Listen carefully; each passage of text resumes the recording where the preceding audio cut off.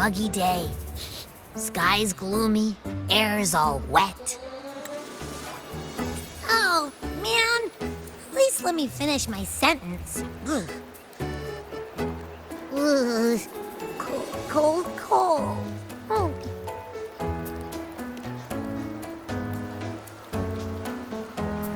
All right.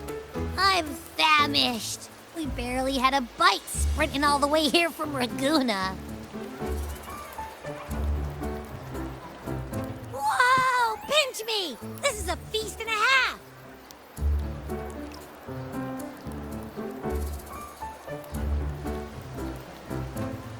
Hey, Rover. So, we did bring enough money, right? I mean, we kind of rushed out without grabbing anything. Oh, that? Don't worry. Money's not an issue. Augusta made sure we're covered. All our food and lodging here in Septimont is billed straight to the F-Force Palace. But I think the owner might have overdone it a little. Ha! Better get used to it. You're the champ of the Great Aegon. And you know me. If food's on offer, I'll be a scoffer. Yeah, no leftovers, guaranteed.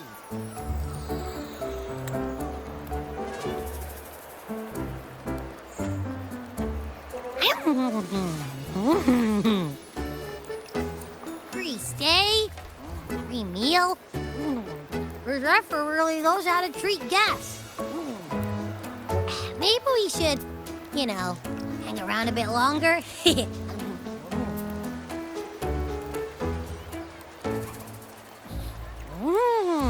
This smells amazing!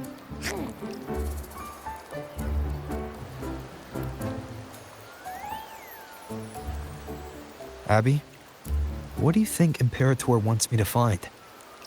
If Cardathia is right, the last clue should be somewhere on the Sanguis Plateaus.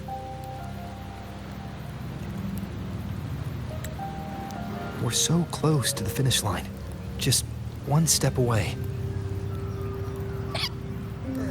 Relax. We're already back in Septimont. What's the rush? I remember Lupa said there's this weird blight cloud hanging over the Sanguis Plateaus.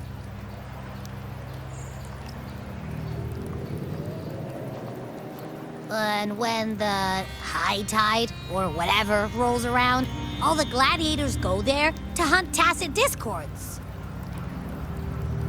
Wait, is the high tide coming up soon? The Afra's invite did say something about a big hunt. Huh, that reminds me. Aren't we supposed to meet her today?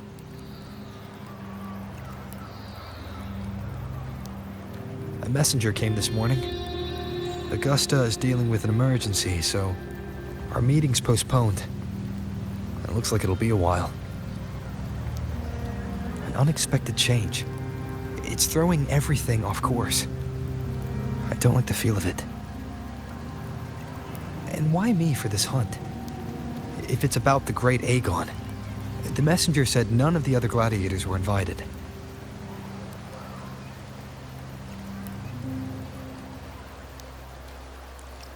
Who knows? Maybe she just wants to test her strength against you. Typical Septimontian, right? You think so? I've only met her a few times, but I doubt she acts on such simple impulses. And as the F4, can she really thoughtlessly do whatever she wants?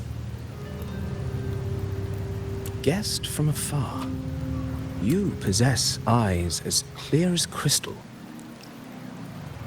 But what troubles you so that eyes once bright as the highland sky now darken with rolling clouds?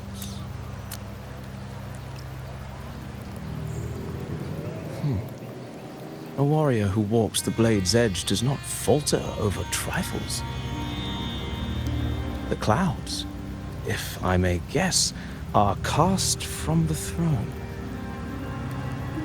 At the peak of Capitolini Hill, Beneath the pale walls of the Ephes Palace, secrets lie buried. And the most intricate among them are those born from the pursuit of power. Even one as honorable as the Epher must learn when to be ruthless. In Septimont, a city forged in iron and blood, anyone who seeks the throne without knowing the cost is no better than a lamb marching to the butcher's knife.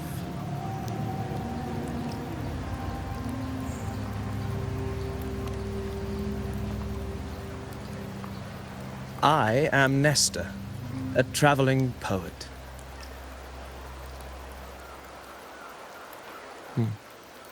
The rains in Septimont never seem eager to leave this season. So then,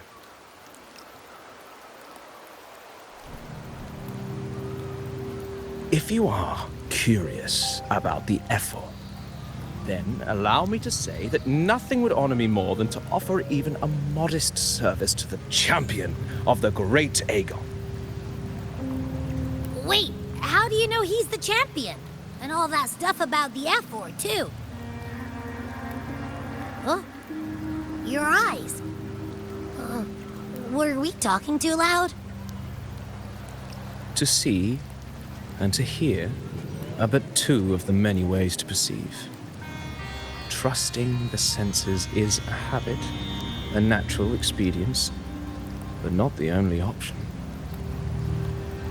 Truth be told, I've been gathering inspiration for my next epic, and its protagonist is none other than Augusta, the Epher of Septimont. That's why I speak of her with some familiarity. I have a feeling your tale with her will soon be written, and knowing more about those who walk alongside you is rarely without its benefits.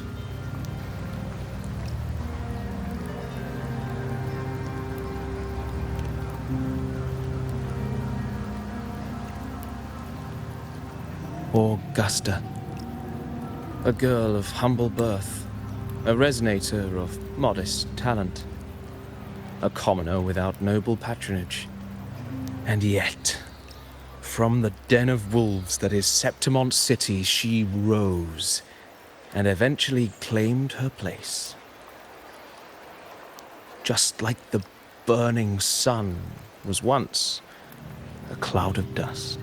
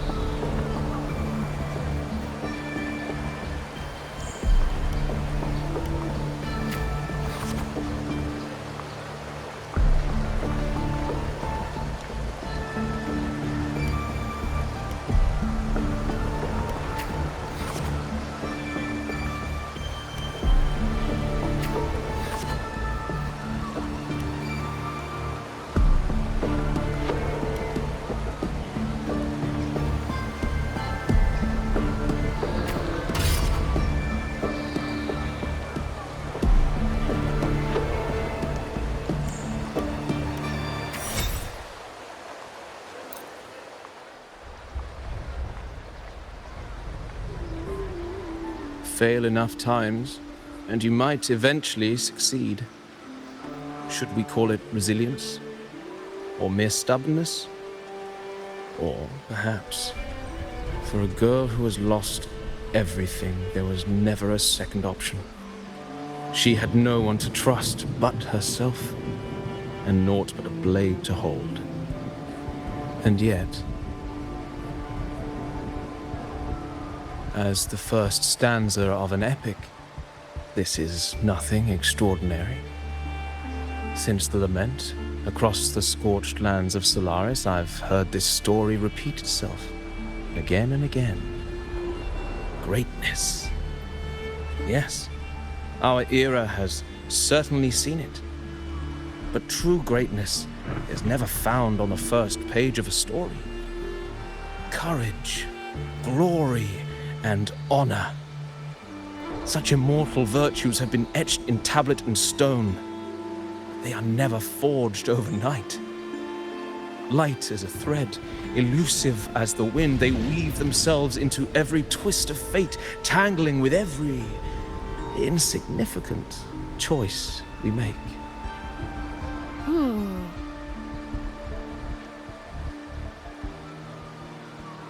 I don't know. It's just unbelievable. The Augusta he's talking about, and the F-word we saw in the arena. No way they're the same person.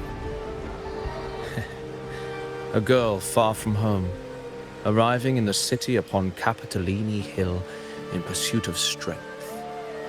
No title, no status, no wealth.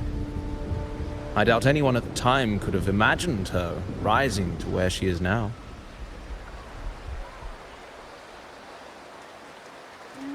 Do you mean Kato? Do you believe Kato handed her that final victory on purpose, and that his scathing words were a test of her resolve? Then Kato must have been an idealist to place his faith in a girl with nothing to her name. Now, why don't we keep this question in mind and see where the story leads us?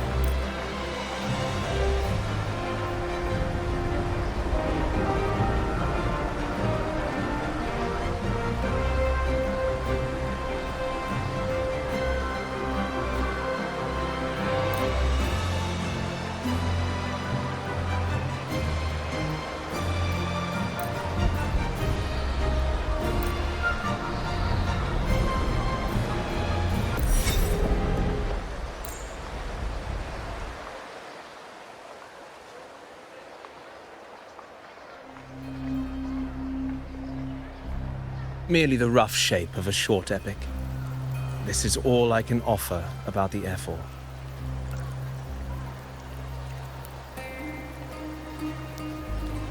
Now, as a listener, what do you make of my narration?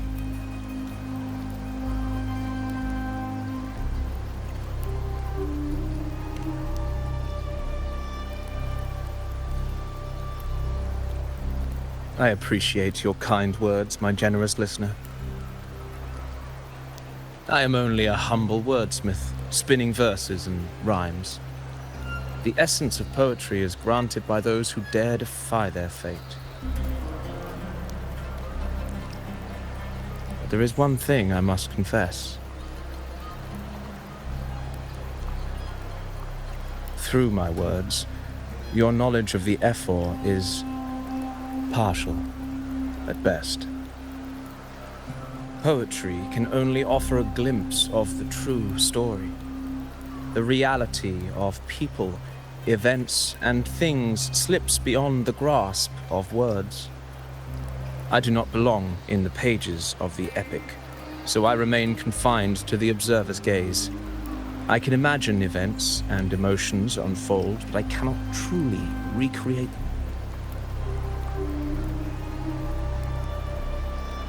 Here's some advice for you, though I hesitate to call it such. If you want the truth of a story, step into it. Become part of it. The opportunity stands before you now. As I've said, the tale between you and Augusta, the hero of Septimont, is only now turning its next page. It's not difficult to see. Fate flows like the stars, tracing their course. Your destination is written in the steps you take.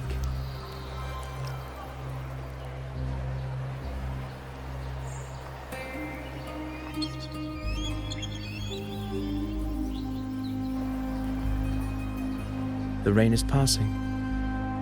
I hear it ceasing its symphony upon the earth. It is time for farewells.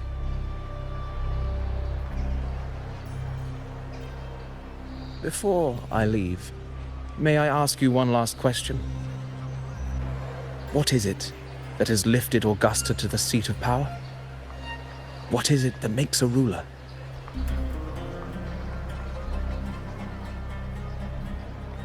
Well, I'd say strength.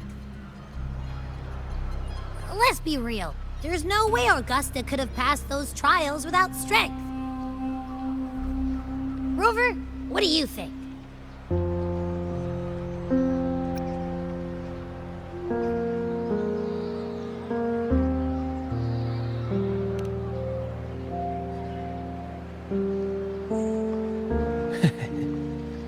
You needn't rush to answer now. Keep it in mind as you continue your journey. When the final chapter is written, the answer will reveal itself.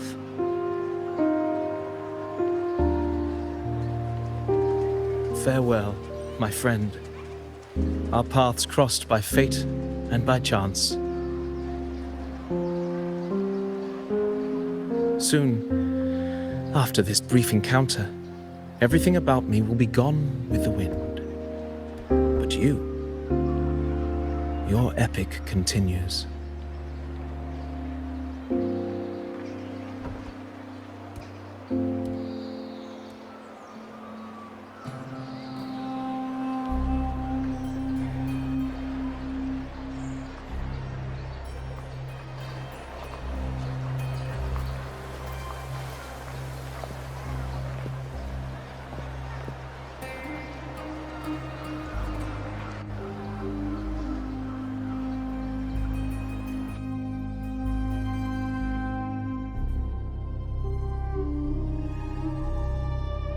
Your Excellency, you have indulged her too much.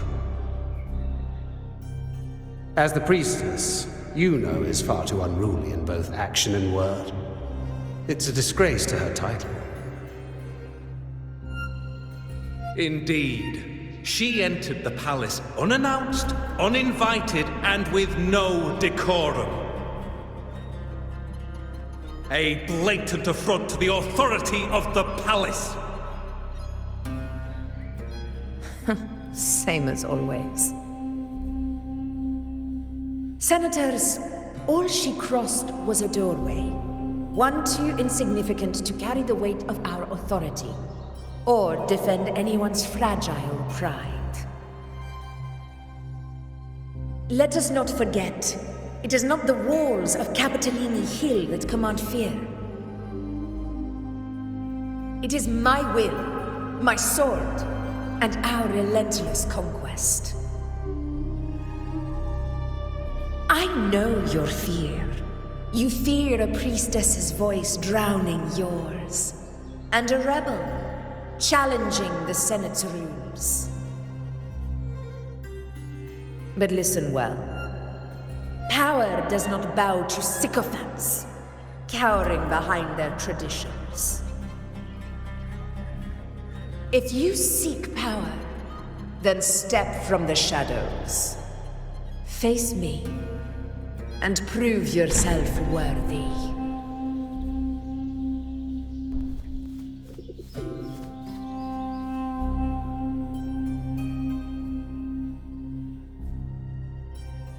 Took you long enough, Augusta. Handling the senators takes time. You know that. Well, to keep our esteemed priestess from waiting, maybe next time I'll just leave them to their own devices. I'll make sure they record every detail of your feat, and relay it word for word to Grandmother Lilibet. Priestess Iuno.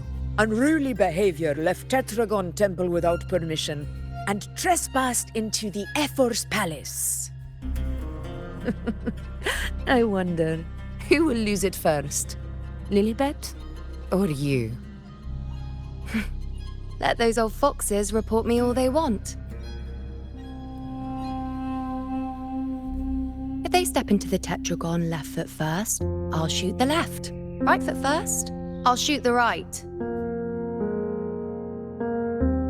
Hey, I'm with you on that one. The Senate should be reminded now and then that the Tetragon's kindness is not a reason to take Priestess Yuno lightly.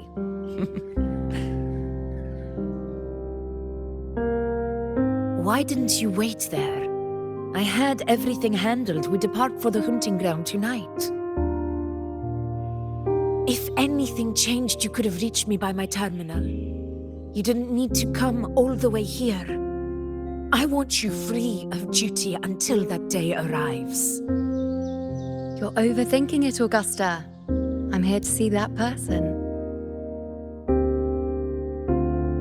Grandmother Lilibet said his fate is one of unknowable void. Sounds intriguing enough to make time for.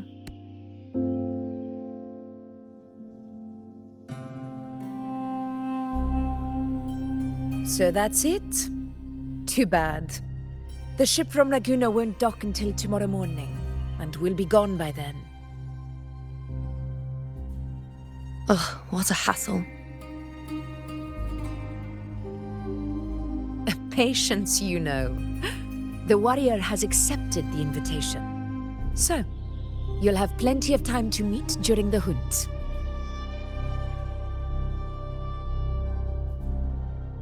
Is there something else you want to say? I read Grandma Lilibet's Book of Prophecies. The hunt and our plan, neither end well.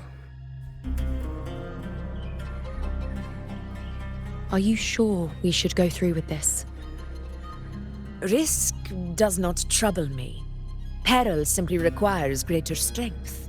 But really, when did you start caring about the temple's traditions?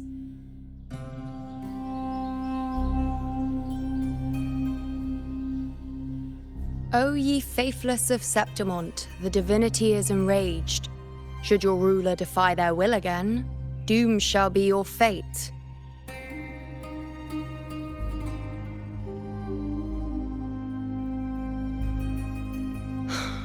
Lately, I've been hearing murmurs from the nobles again about the ancient prophecy from Raguna. I will admit, those words once carried weight. But when our ancestors crossed the waters and climbed these hills, Raguna's divinity didn't get a seat on the ship. And the priestesses all said the prophecy was incomplete.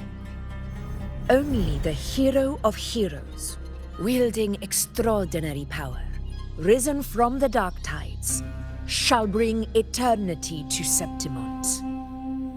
Then shall the waters quiet, the tempest still, and glory return with the blood of the old king. Do not forget, this is the other half of the prophecy.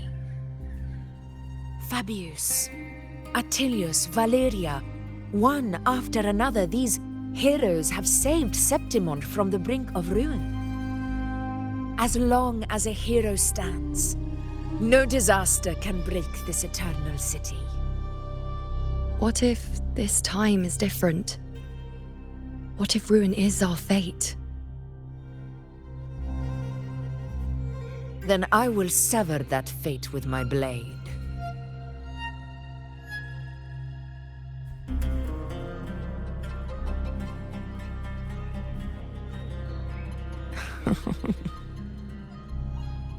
What's so amusing? So, the fearless priestess Iuno can be frightened after all. But it's fine. If you're afraid, don't push yourself. I can handle this alone.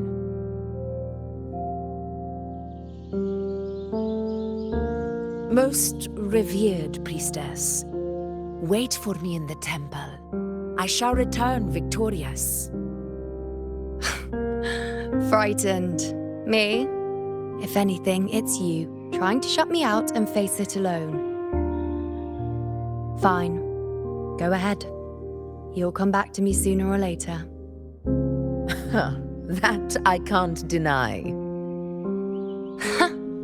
I knew it. So you do need me for this hunt. Thank you. You know.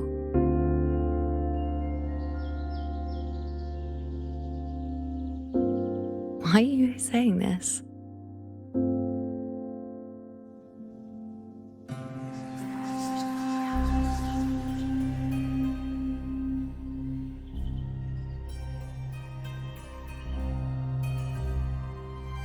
The storm is coming. Come, you know my friend. The best way to greet a storm is to walk straight into it.